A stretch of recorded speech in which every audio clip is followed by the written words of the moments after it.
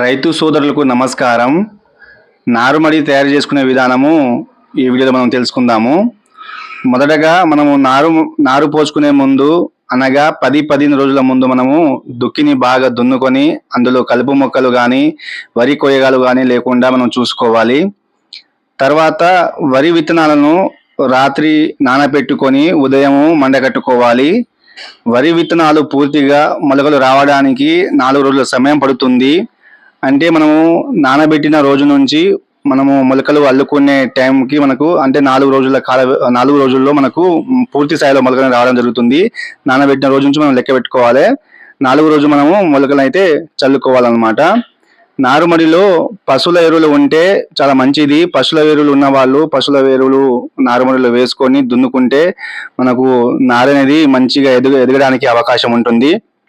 అలాగే లేని వారు మనం మొలకలు చల్లుకునే ముందు 1 kilo DAP, 1 kilo potassium, 1 kilo urea కలిపిన ఎరువులు మనము చల్లుకొని తర్వాత మొక్కలు చల్లుకుంటే మొలకలు మంచిగా ఎదుగుతాయి.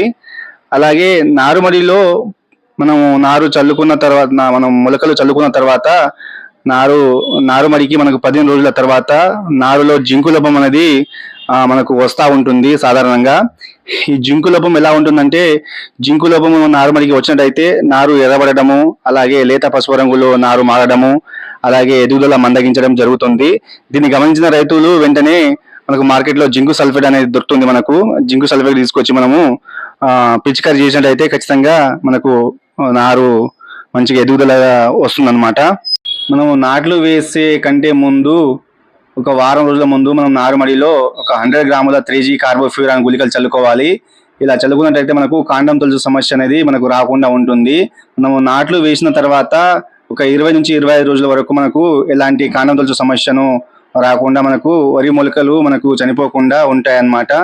కావున ఈ 3G గుళికలు అనేది ఖచ్చితంగా మనము నాట్లు వేసేదానికంటే ముందు వారం రోజుల ముందు నారుమడిలో మనము చల్లుకుంటే మనకు మంచి రిజల్ట్ అయితే ఉంటుంది. Okay, thank you. జై జవాన్, జై కిసాన్.